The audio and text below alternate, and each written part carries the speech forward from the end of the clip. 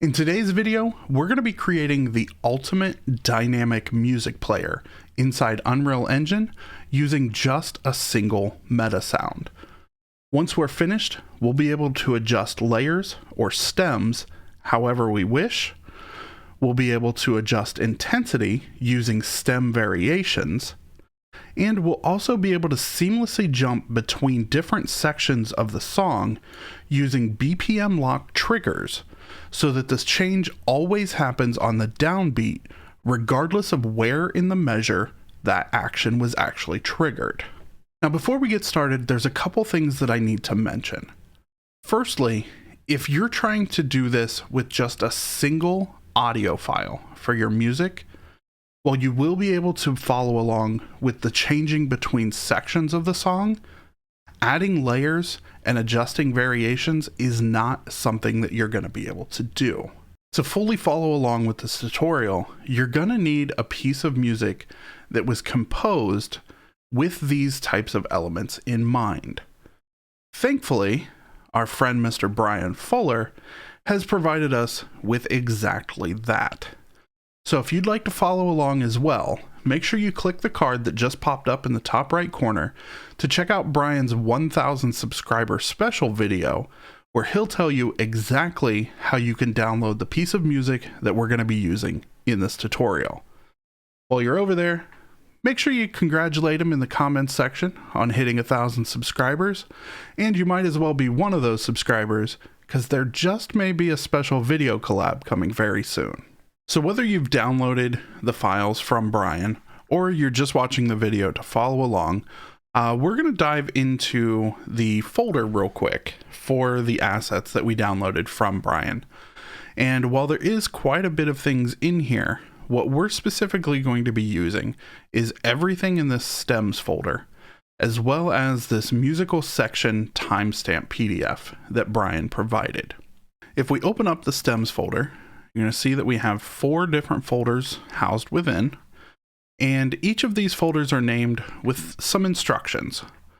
So jumping down to this second one, we have our core stems, and Brian says that all of these should be used together. So if we look, we've got some strings in here, some synths, a riser, and a piano. Now, if we were to look at our drums, our oud, or our santur, these Brian says only use one at a time.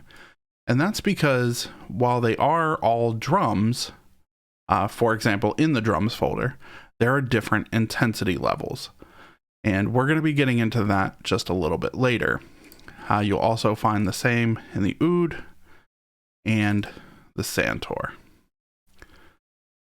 Now, if we jump back over here to our timestamp PDF, Brian's actually provided us with all of the different sections, what time they start, and the total length of those segments. Now, just from personal experience, looking at the time length of these segments, I can tell you right off the bat that this song is in 120 BPM. If you're not sure, if say you're using a different piece of music, some DAWs will allow you to do like a beat timing where it'll tell you the BPM, or what I like to use is actually an app on my phone called Tap to Tempo, where you just tap and follow along with the song, and it should spit out roughly what the BPM of that song is. So now that we've looked at the folder content of the file that we downloaded, let's jump over to Unreal Engine. Now, in my content browser, I've already got all of my stem folders imported, and you can see in our core, we've got all 4 of those. We've got all our variations of the drums, the oud, and the santur. So just like always, when we create a meta sound, you can just right click and start typing meta, and we're going to pick meta sound source. Now, just for the sake of the tutorial, I'm going to go ahead and call this music, but you can actually call it whatever you want. And we'll go ahead and open this up. Now, I'm going to start by making this a stereo player, because all of the files that we're going to be using are stereo files. And we're going to take this on finished and we're just going to go ahead and move it out of the way. We will be using it later, but for now we don't quite need it.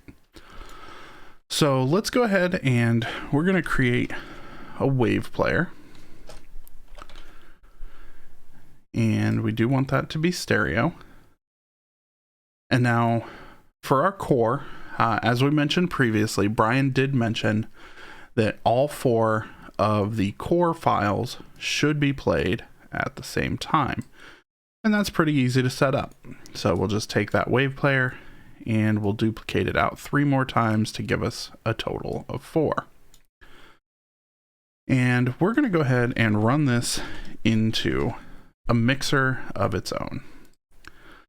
So we'll go ahead and grab our stereo mixer 4 and just start running these together. And what this is going to do is it's basically going to take all 4 of those audio files that are going to be playing at the same time, and it's just going to mix them down into a single stereo file.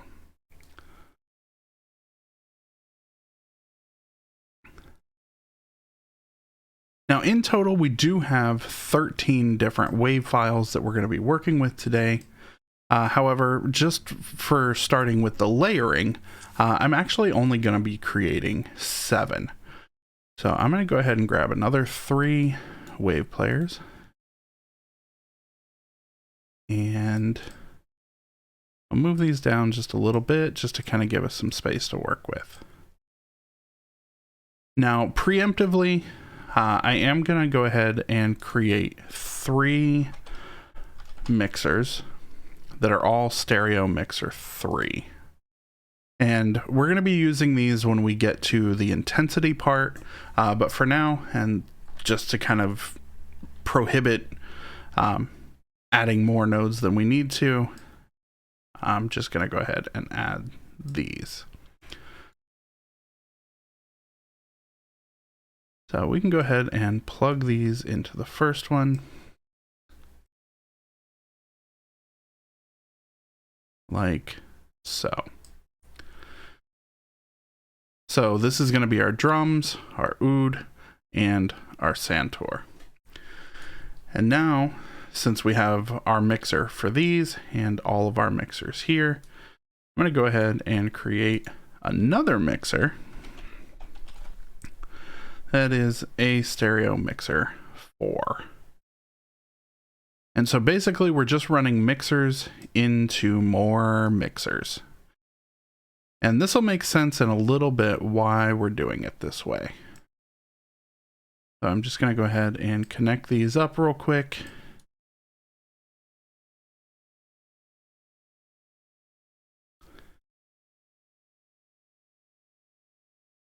And there we go. So now that we have this, now we can go ahead and connect these to our outputs.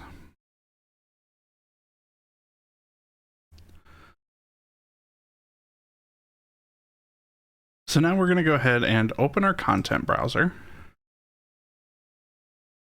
And starting with our core, I'm just going to start dragging these in. So there's our first one, our second,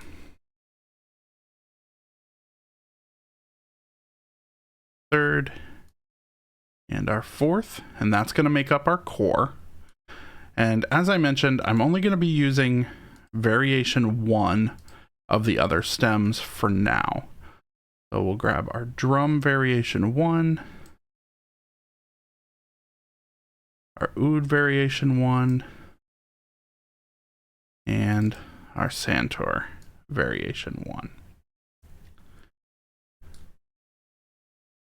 And just for the time being, what we can do is we can just go ahead and add the on play to all of these because we do want them all to play at exactly the same time.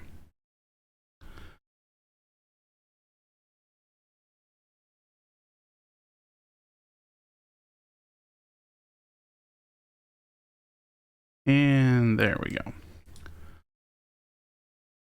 And so now if we hit play,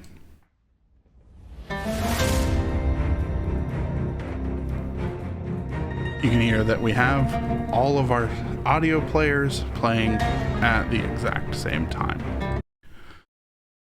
So how do we adjust for adding and removing different stems or layering? Well, it's actually quite simple. All we need to do is figure out a way to adjust the gain up and down on our final mixer.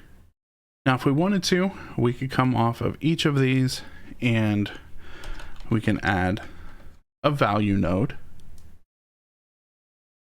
And we could have our initial value be 0 and our target value be 1. And we can set up these triggers so that when we set this, it'll start at 0 and jump to 1. The issue with that is it's going to be very abrupt.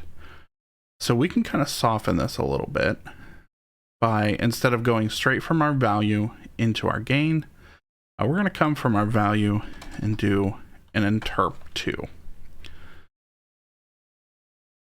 And I'm just going to set this to 0.5 for now. And basically what this means is when we trigger this value node, over the course of a half a second, it's going to ramp from 0 to 1 and give us a nice fade in. And so if we wanted to, we could actually copy and paste this down and connect all of these. But that is going to kind of create a jumbled mess right here at our mixer. So instead, what I'm going to do is I'm going to move this up and out of the way. And we're going to create variables. And so for this value, instead of calling it value, I'm just going to call it core gain. And we can go ahead and copy and paste this out a few times.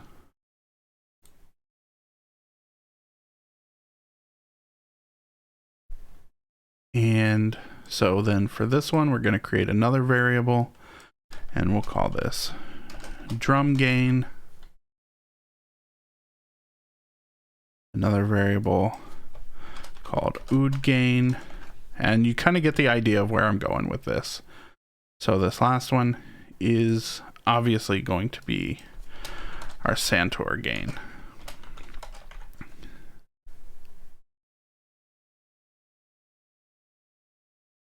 And so now at our mixer, all we have to do is just drag these in. And getting familiar with using variables within your Metasound is going to make your life a lot easier, and it's also going to make your Metasound graphs look a lot cleaner.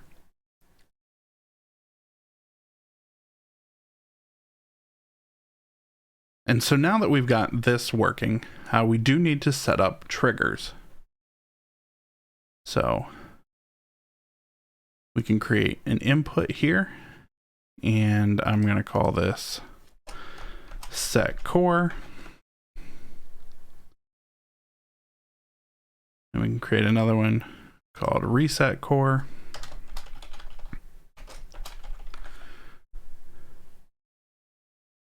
And you probably already guessed exactly what I'm going to be doing for these others. So now we have our set drums.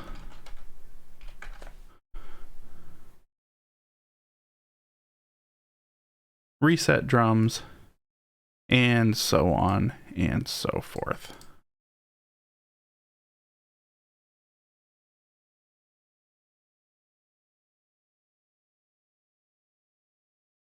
All right, and so now we have all of these set up. So now, if I hit play, you're not going to hear anything because all of our values are set by default to 0. But if I initiate our core, you can hear that. Our drums, our oud, and our Santor. And already, just from how this is set up, if we wanted to fade out our core, we can do exactly that. Now, if you wanted to have the core start at 1, something we can do is we can actually break this set core. And we're going to do a trigger any. And we only need a trigger any 2. And what the trigger any does is it allows us to have multiple triggers triggering the same thing. And so if we wanted this to start on play, we could go ahead and add this, the on play, to our trigger any, which is going to automatically fade this in to 1 as soon as we hit play.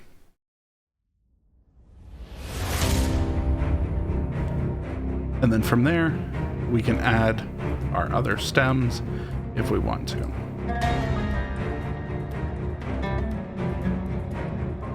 But since we do still have this set core trigger, if for some reason we got rid of the core, we can add it back in with its own individual trigger. Now, in terms of setting up our layering system, this is finished. We can clean it up a little bit, and we can comment this section out if we want. And we'll call this layer control, just so we know what it is. And as long as we have our move mode set to group movement, we can just drag this whole thing wherever we want.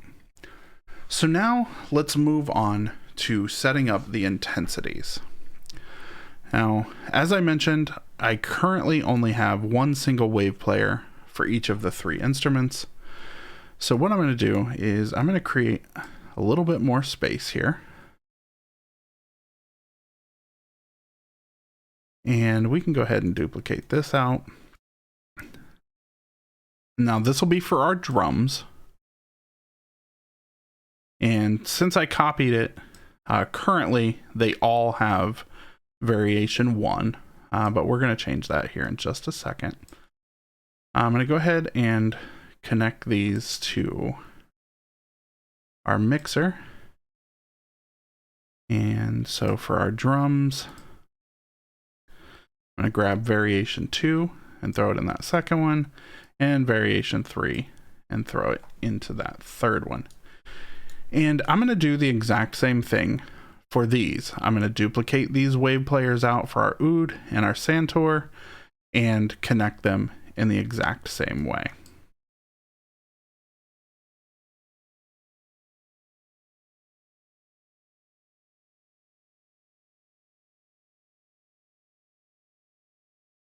So now that we have all of our wave players with all of the different variations in there, we're going to go ahead and also connect our on play, because we do actually want all the variations playing at the exact same time. This is going to give us the ability to swap in between all of them in real time without having to worry about any crossfades.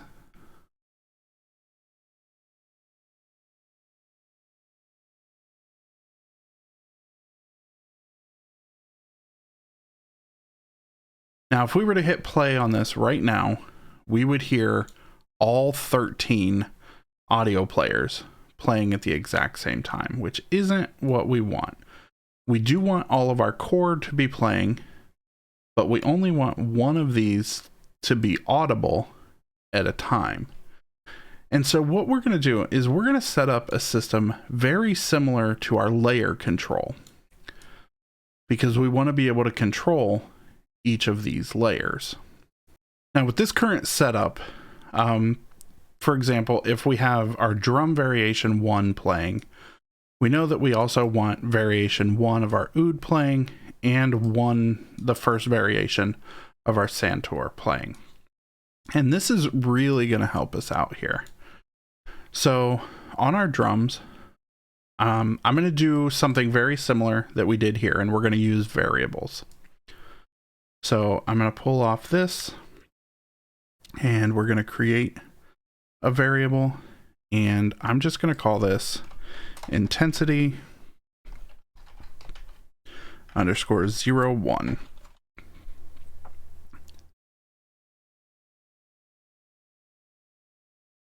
And we're going to do the same thing for our other gain inputs.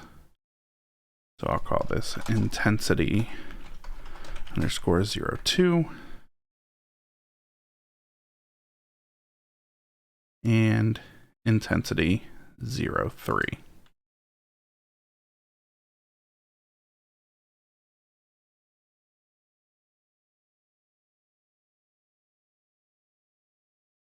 Now, since we're going to be switching between all of our variations 1, 2, and 3, something I can actually do now that I have these variables is I can copy them and we can move down here. And I'll paste them for the oud, as well as our Santor.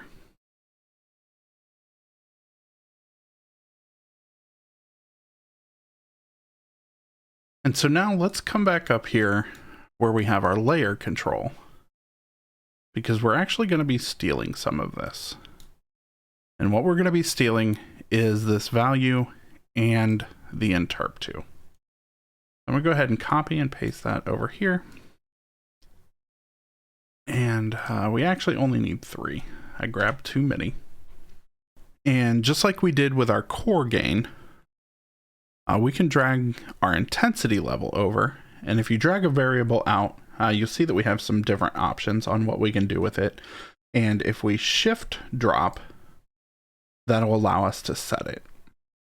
So this one's going to adjust intensity 1, shift drop again. This one is going to be our intensity 2 and our intensity 3. And you can see that from a core concept standpoint, these look very similar. The only difference is how we're triggering these. So with our layer control, we want to be able to either have or not have any combination of these different stems. However, with our intensities, if intensity 1 is playing, we don't want intensity 2 or 3 to be playing. If intensity 2 is playing, we don't want intensity 1 or 3. And same with a third one. So what we're going to do is I'm going to drag out of here on the set, and we can create a trigger to set our intensity. So I'm going to call this, we can call it trigger underscore intensity underscore 01. And we're going to do this for all of our sets, but we are going to do something a little different with our resets. So we've got trigger underscore intensity 2 or underscore 02 and intensity underscore 03.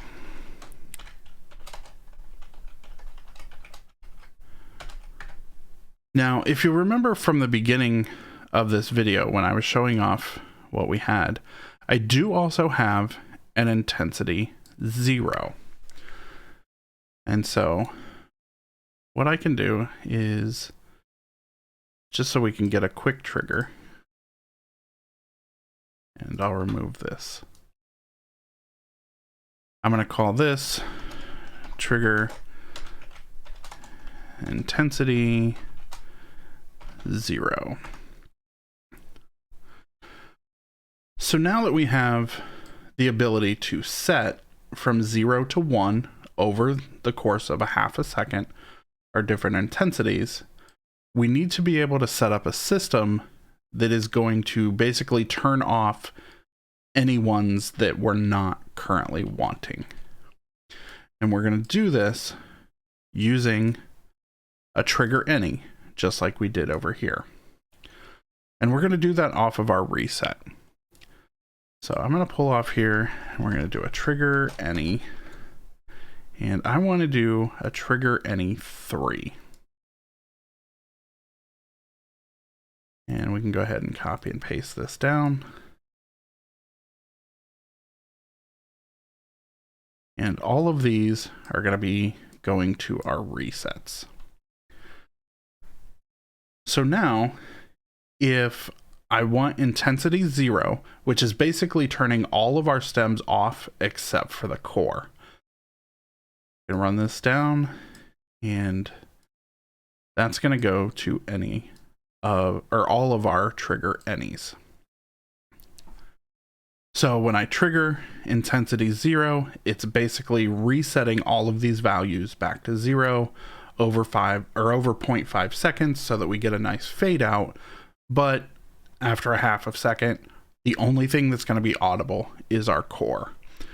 And so now we just need to fill in the rest. So if we're setting intensity 1, we want to reset intensity 2 and 3. If we're setting intensity 2, we want to reset intensity 1 and intensity 3. And same with intensity 3, we want that to reset 1 and 2. And this can definitely turn into a giant spaghetti monster if you're not careful, which is why I do recommend using the variables just to kind of help you clean things up as much as possible. Now, as far as our intensity mechanic goes, this is done as well. So we can go ahead and comment this section, and I'm going to call this intensity control.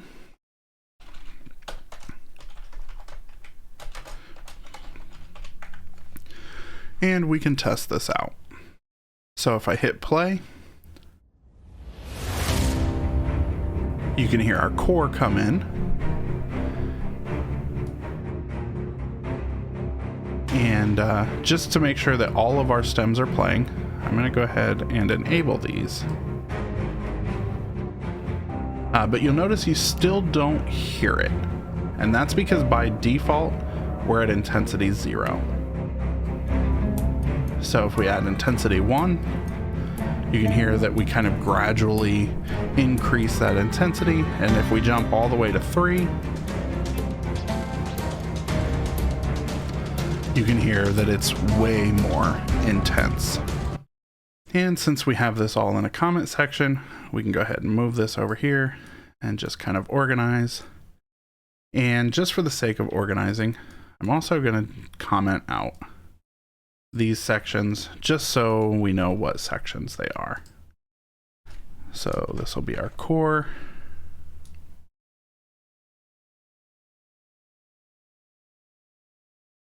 This is going to be our drums.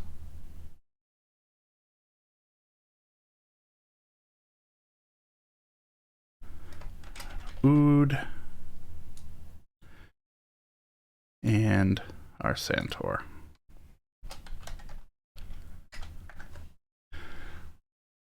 Now, with the comment box selected, if you want, you can actually come in here and change the color of them. That's totally personal preference. You don't have to. It does make it a little easier when you're zoomed out so that you can kind of see like which different sections, if you know what color you assigned a section. Anyway, you get the idea. So now that we have our layer control and our intensity control, it's time to jump into our section switching mechanic. And you may need to pause and kind of rewatch things because I'm not going to lie to you, this is going to get a little messy. So on the subject of switching between different sections of a piece of music, Brian actually did put out a video a couple weeks ago covering exactly this. The only difference is in his video, he did it with a single stereo wave file. And he had 4 different sections. So he took his wave player, he duplicated it out 4 times, and in each of the 4 wave players, he set the start time, loop start, and loop duration for each of those sections in each of the wave players. And if you're using just a single piece of stereo, mono, whatever, however many channels, just a single audio asset, it's totally fine to do it this way. There's absolutely nothing wrong with it. The only issue that I have is we're not using just a single audio asset. We have 13 different wave files that are all playing at the same time. And if you remember back to that PDF that I showed you at the beginning of the video, not counting the intro, we have 5 different sections. So if I took all 13 of these wave players, duplicated them out 5 times, that's 65 different wave players that I would have to combat with. Now, I am a big supporter of making life simple. So instead of duplicating each of these wave players out 5 different times, we're going to go back to using variables. And I'm going to use a variable for our start time, our loop start, and our loop duration. And because all of these values are going to be the same for every wave player, all I have to do is create one variable for each of these. And so I can go ahead and we're going to bring our start time out and we'll make that a variable. Our loop start, make that a variable. And I'm okay with how these are named. I'm not going to change the name of them. And oops, I don't need to make that an input. I need to make it a variable.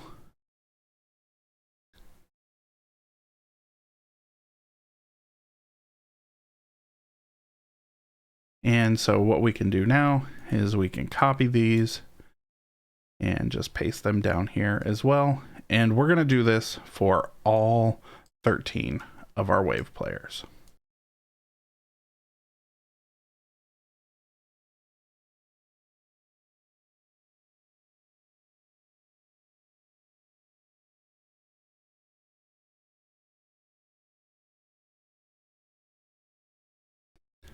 All right, so now we've got all of our variables connected to our wave players, and we can grab this comment section out and just kind of extend it beyond those nodes. And now, if we grab this, they all move together. Just a little quality of life improvement.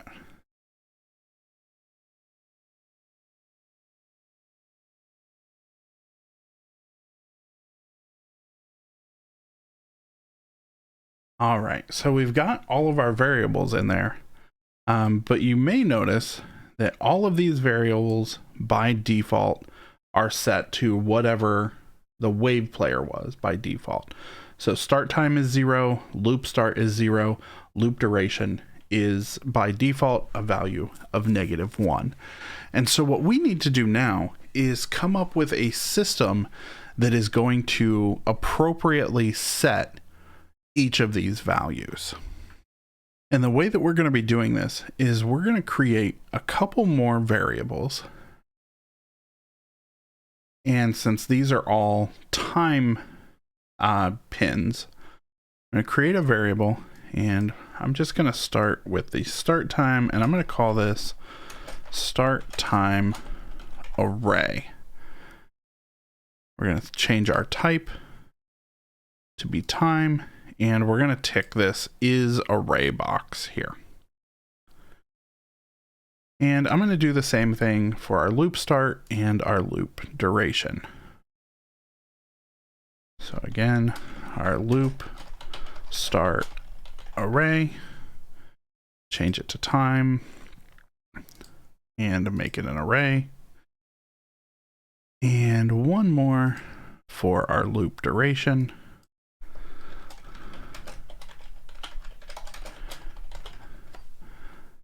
Change it to time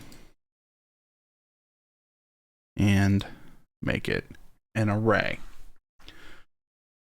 And here is where that PDF that Brian provided is going to come in handy.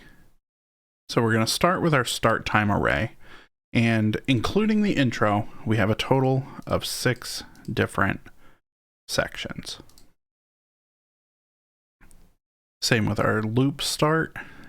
We're going to add 6 elements to this array and our loop duration.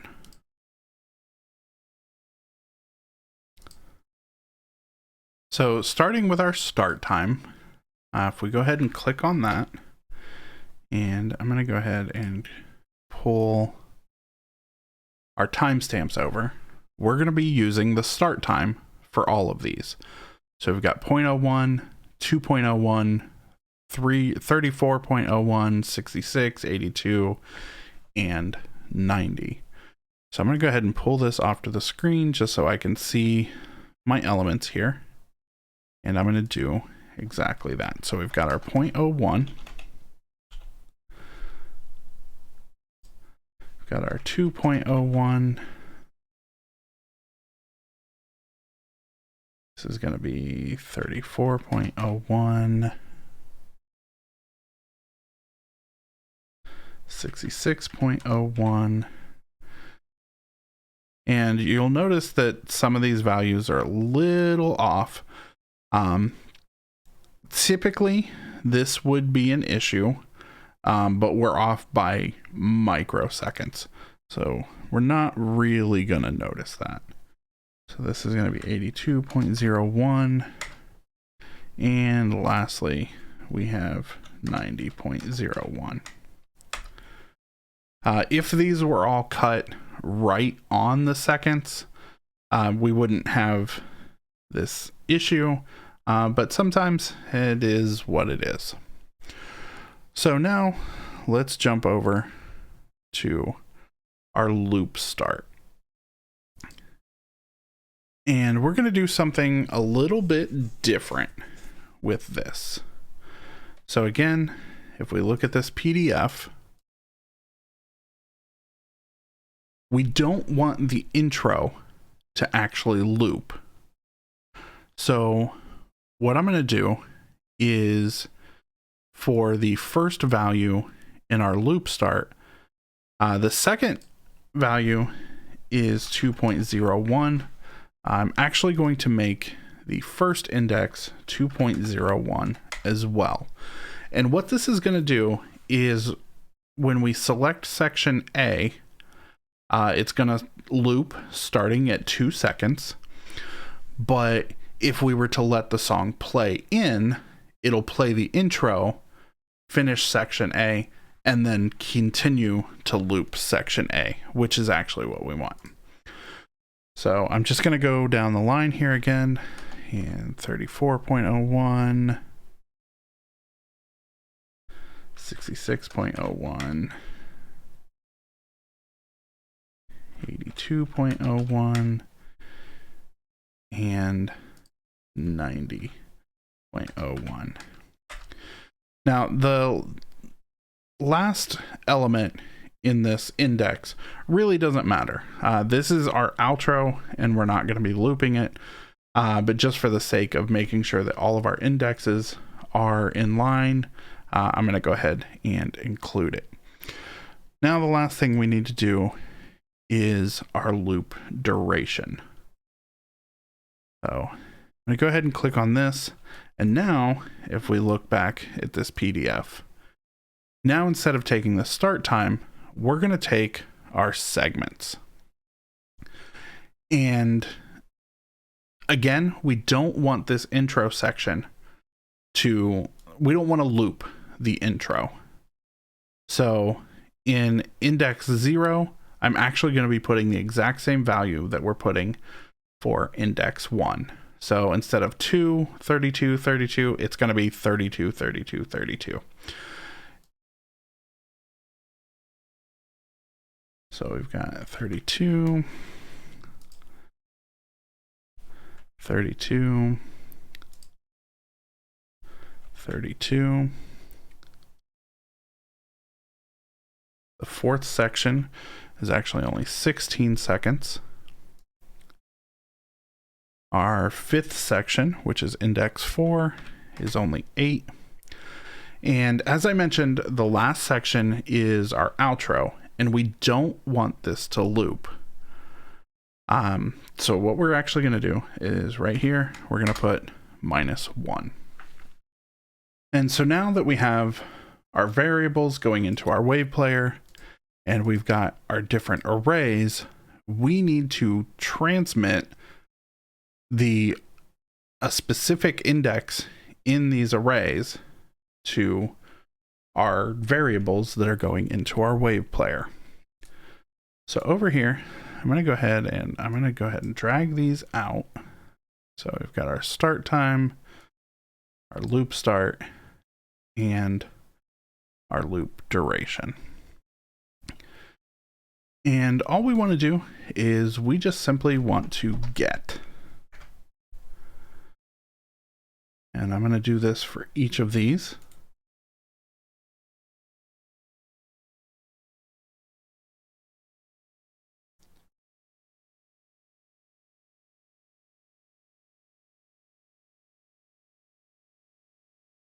And so now by default, because these get nodes, the index value is set to 0. And if we don't trigger anything, it will always just pull index 0. And since we want them all to switch at the same time, what we can do is I'm going to pull off, and I'm not going to create a variable. I'm going to create a graph input because we're actually going to be controlling this from our level blueprint. Or, you know, if you've created a custom blueprint, you can certainly do that. Just for the tutorial though, I am going to be using the level blueprint. And instead of index, I'm just going to call this section. Actually, we'll call it section index, just so I know what it is. Now, on the other side of our get array, we want to spit out to those variables that we've added here. Now, you certainly could just run these directly into here without worrying about the variables. But like I said, I really want you guys to get in the habit of using variables because it's going to make your Metasound graph just that much cleaner. So if we scroll down here, we've got our start time. Oh, and I failed to follow my own advice. We're going to shift drop so that we can set it.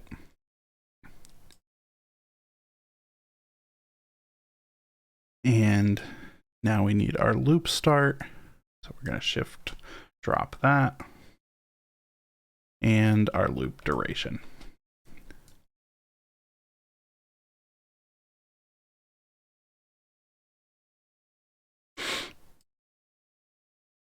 And so now, when we trigger this, we're going to be passing whatever index we pick from our blueprint into our Metasound graph. We're going to use that index to select an element from the arrays that we created, and we're going to pass them along to our wave player. Now, I did mention that changing sections is going to be BPM locked. And so the way that we set that up is we need a trigger repeat.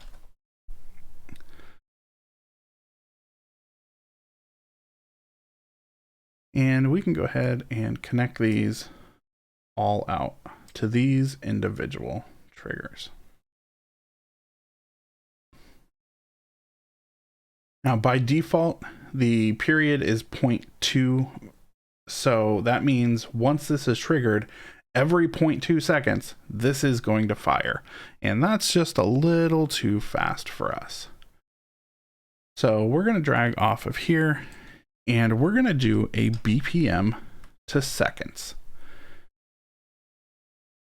And as I mentioned previously, I already know that the BPM of this song is 120 BPMs, and we only want it to be firing on that downbeat.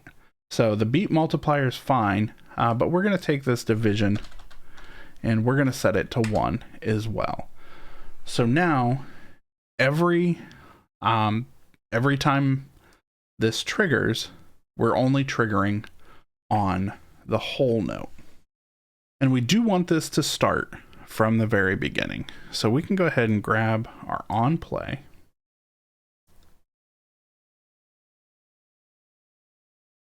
And there we go. So when we hit play, it's going to be using this BPM to seconds.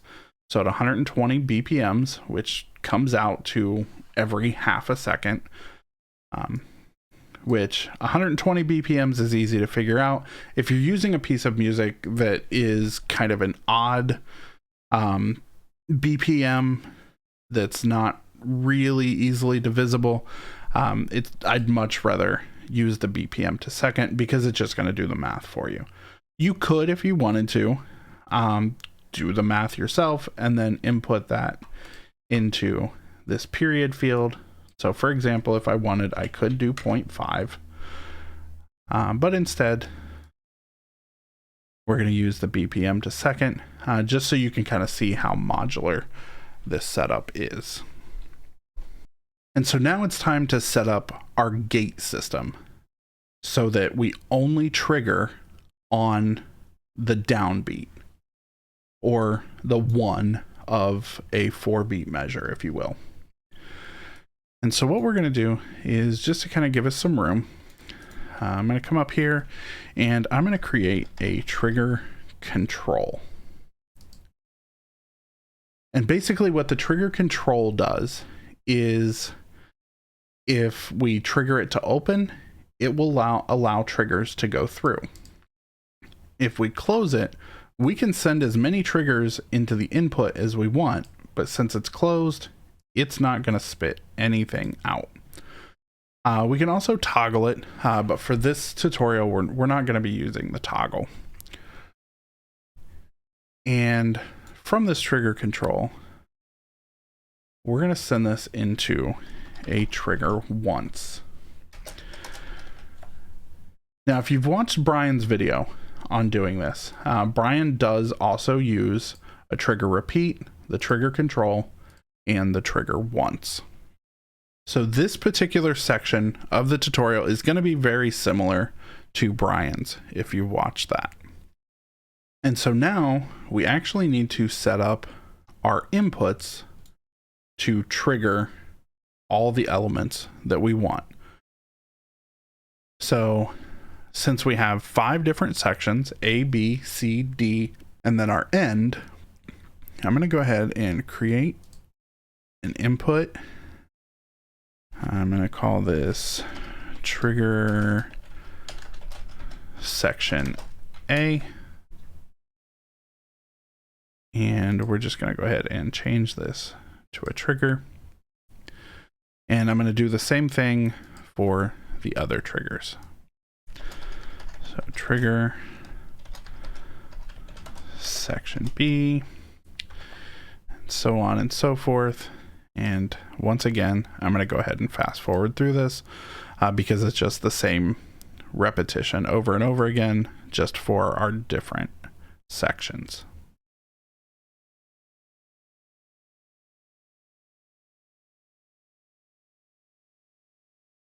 So now that we've got all those triggers set up, I'm going to go ahead and just drag them in.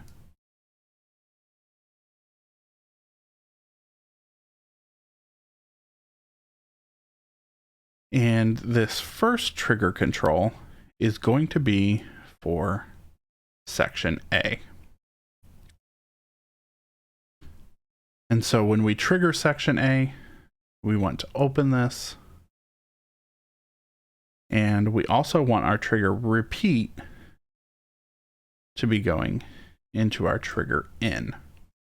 So when we trigger section A, our constant trigger is going to be going in, and since it's open, it'll allow it to go through.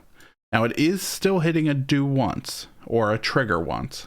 Do once if you're familiar with blueprints, but inside a Metasound graph, it's called trigger once.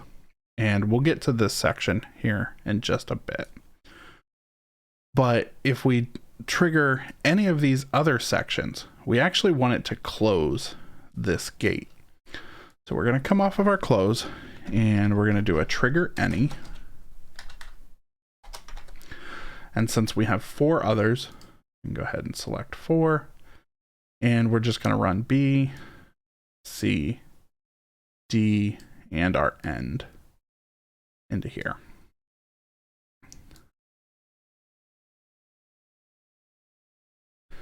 And so now trigger A will open this gate, triggers B through E will close it. And we're actually going to take this exact same thing, we're going to copy it, and we're going to add it to our trigger once.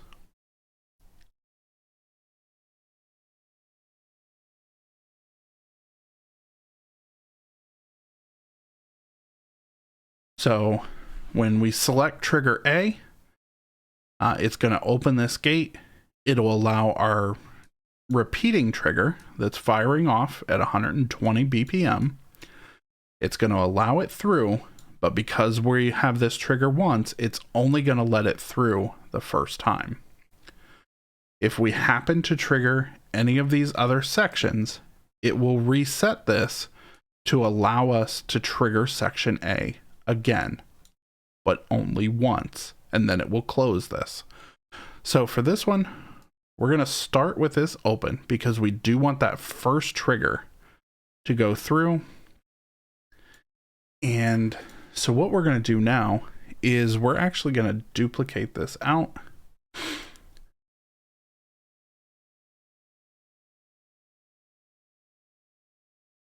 And now on this one's going to be for section B. So we want section B to open this.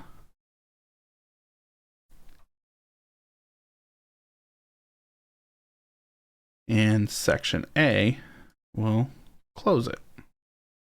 And we're going to do the same thing on this side. So we can get rid of trigger B. And we can go ahead and copy trigger A over here. And once again, you're going to see yet another pattern. We're going to go ahead and paste this down again. And I still didn't give myself enough room. I never do. So now we want trigger C. Oops. To be what opens it. And we can set trigger B back into there. And we're going to do the same thing over here. And get rid of trigger C.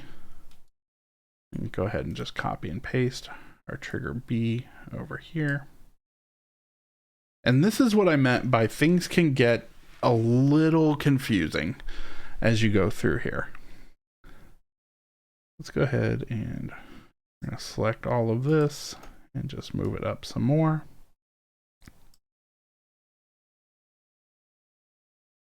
And so now we have to set up our trigger for section D. And like I said, you can probably see the pattern that's happening here. So we'll go ahead and swap this out for trigger D.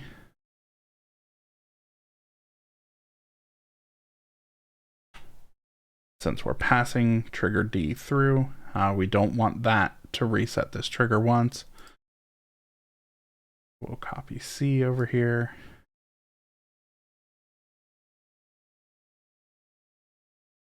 And one more time for our end.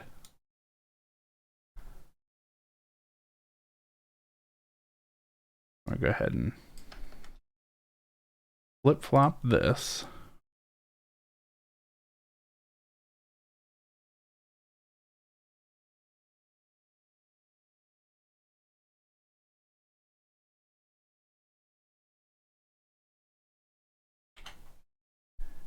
And We can go ahead and add section D over here. And so now, just like we did for this first one, we're going to pull off of our trigger repeat some more.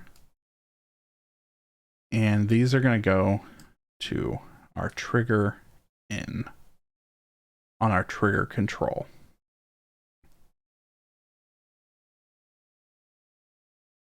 Oh, I missed one.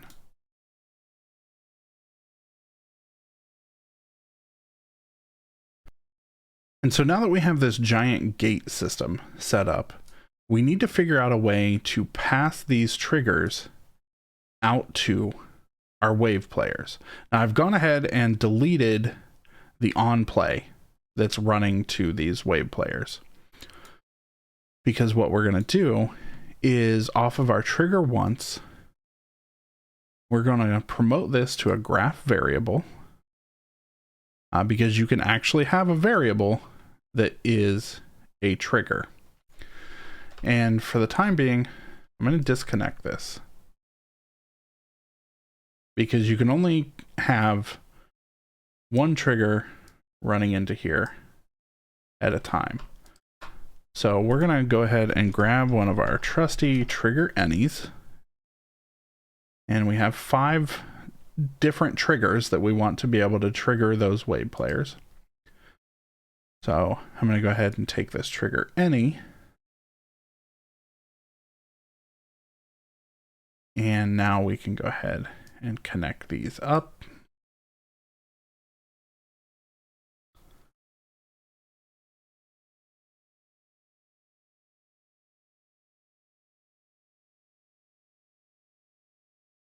And so now that we have this trigger out variable, we can just go ahead and simply drag and drop and connect those right to the play of every single wave player. And even though we have a bunch of different nodes connected to the on play, they will still all trigger at the same time. So you don't need to worry about anything becoming unsynced. It'll all continue to work as intended. We'll go ahead and get all of these connected up.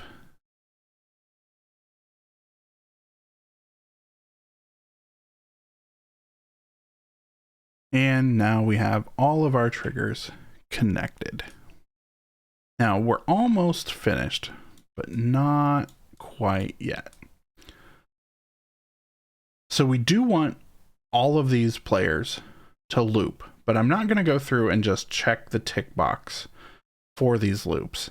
And the reason is, as I mentioned before, our ending, we don't want that section to loop. So what I'm going to do is I'm going to come off of our section index, and we're going to do a trigger compare int32. And so we do want this to check on the downbeat, and we're looking at our section index. Now we know from our other indexes that index 5, which is element 6, is our outro. So what we're going to do is we're going to set this to 5. So if the value comes in, remember indexes start on 0. So if we set this to 5, it's actually the 6th element in our array. And so every downbeat, it's going to be checking and comparing. And if we're in section 0 through 4, it's basically spitting out a false, which we're not going to do anything with. But if it does equal 5, what we want to do is we want to run this to a trigger toggle. And the trigger toggle allows us to basically, like a light switch, we can toggle on and off a boolean, which is what our loop is. Now, I'm not going to be running this to the on. Instead, I'm actually going to be running this to the off, because when this equals 5, I want this to turn off the tick box for loop, but we do want to start with it enabled. And just like before, we can bring this out and we can promote it to a variable. And I'm just going to call this variable is looping ?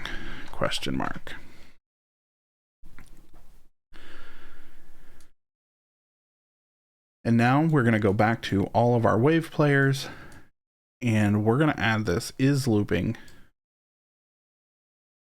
to this pin. And we're going to do this for every single wave player.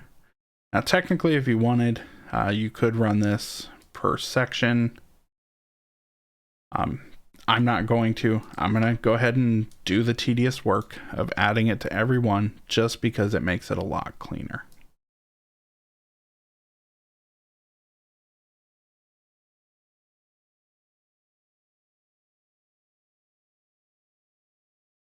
So with our is looping variable connected to our wave players, we now have control using this compare to tell these wave players whether they should be looping or not. And I'm going to go ahead and I'm just going to go ahead and make this its own comment section.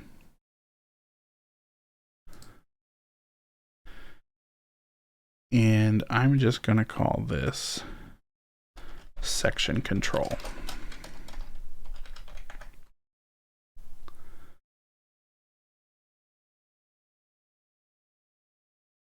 So now if we zoom out, you can see that we've got everything pretty well organized into our sections. This middle section, this is all of our wave players. We've got the control for our layers. We've got the control for our intensity. And over here, we have our section control. Now we only have one thing left to do inside of our meta sound, and that is figure out how to tell our meta sound to stop. And as I mentioned in the beginning, we do still have this on finished over here.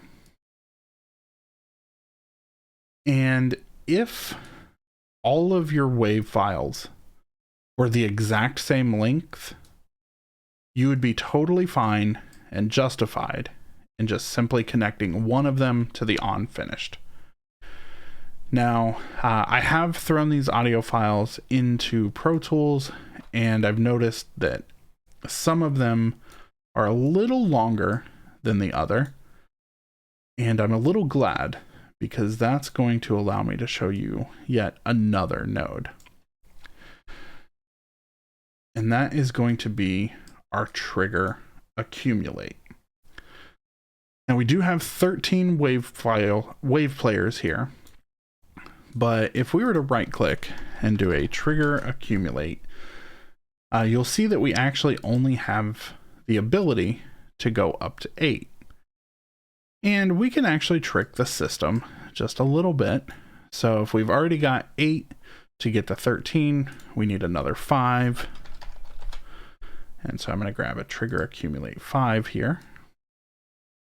And what the trigger accumulate does is this will allows you to send triggers, multiple triggers in, but it will not spit out a trigger until all of the inputs are accounted for. So if we only had a trigger going into 0, this would not fire. We would need to send an active trigger into all 8 of these.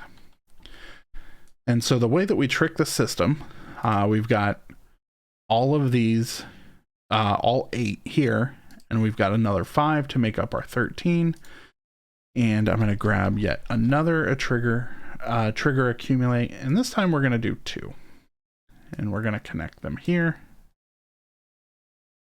And then finally, this can go to our on finish. And so what I'm going to do is I'm going to take the on finished from every single one of our wave players.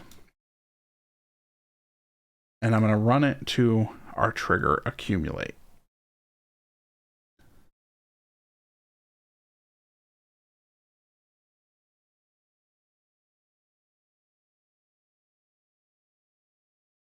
And so basically what this is going to do is it's going to wait for every wave player to finish.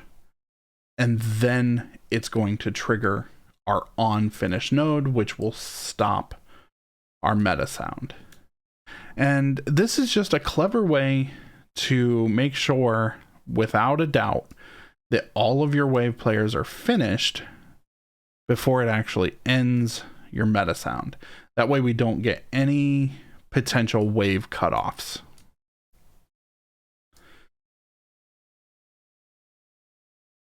And like I did with the other triggers, you can certainly create variables for these. But I'm not going to right now just because we're almost finished. But if that is something that you wanted to do, you certainly can.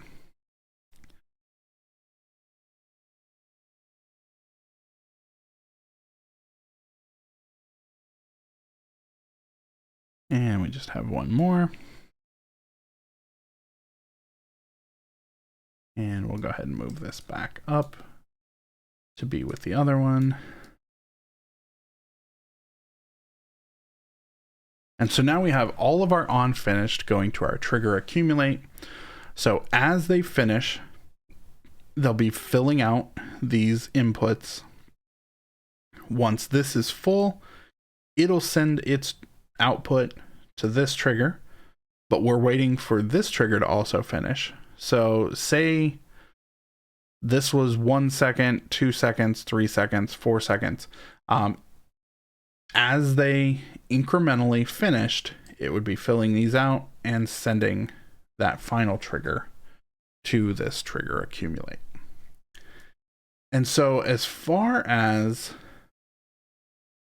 our meta sound goes, this is finished.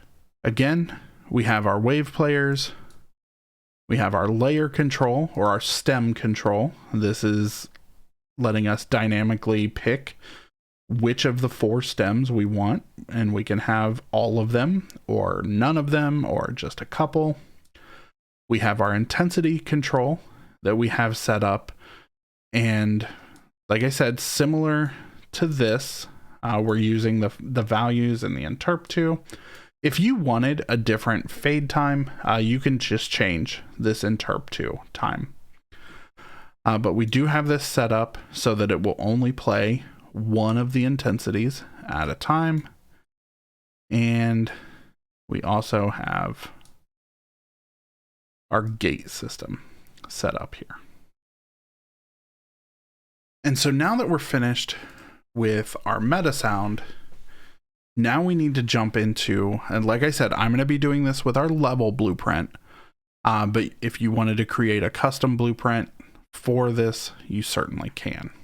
Now, once we're inside our level blueprint, this part is actually fairly easy. I do already have this set up just because I've already got the box triggers set up, but we will walk through this. So on our event begin play, we're adding our audio component. And if you've watched any of my other meta sound tutorials, chances are you've seen that we pull off this return value and we're just going to be executing these trigger parameters. Now I do have some more stuff down here. This is irrelevant to this tutorial. Basically all this is doing is just switching the colors of the text render so that we know what section we're in. For the tutorial, I'm using box triggers, but if you wanted to set this up so that, say you're sneaking around and there's guards all over the place, maybe you want to use that gameplay mechanic to help drive your intensity. So say if you're completely hidden, our music is at intensity 0. Maybe a guard is kind of suspicious, so we'll move to intensity 1. If he notices you, intensity 2, and if he starts chasing you, maybe that's intensity 3. That's just an example. I'm using trigger boxes because they're easy. But in your project, you can trigger these however you want. So I'm not going to spend a whole lot of time on the blueprint aspect of it, simply because I'm set up for trigger boxes, but you may be set up for something different. And so basically, we've got our audio component, we're pulling off the return values, and we are executing trigger parameters for the layers, because I just have one trigger box, and when you enter it, it turns it on. If you leave it, it stays on. If you go in again, it'll turn it off. And so that's why I'm using a flip-flop. But again, you can set these up however you want. Our intensities, those are just going to their respective trigger parameters. Now with the sections, there is a reason that I'm doing it in this order. And that's because if we were to trigger that section first, there is a possibility that our integer that we're sending into our meta sound, which is coming in right here, we don't want that to possibly not get caught. So we want to set our integer first and then trigger our section. And it's totally okay that we're doing this in order, because like I mentioned before, we're only triggering those, we're only opening the gate to allow those through on the downbeat, because we're using the BPMs to seconds through a trigger repeat. And so now that we have this fully set up, go ahead and hit play. And because we're set to intensity 0 by default, remember I said that intensity 0 is only our core. If you want to change that so that intensity 0 still plays all of them, you can. It's totally up to you. But the way I have it set up with intensity 0 only playing the core, even if I turn these on, you're not going to hear them. You're only going to hear those additional stems with intensity 1, 2, and 3. So now we walk into intensity 1, and you can hear that. Intensity 2 gets a little bit more intense. And lastly, we have our third one. Now, regardless of what intensity that we're in, we do still have full control over our layers. So maybe I don't want the drums in the core. We'll turn them off. And we can still change our intensity.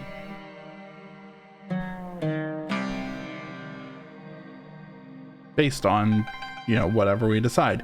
It's completely dynamic. So we'll go ahead and turn all this back on.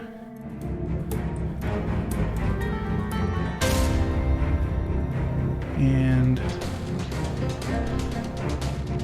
now we're going to take a look at the sections. And I turned intensity 3 on just because the drums are really what's keeping that tempo, and you'll be able to hear these sections.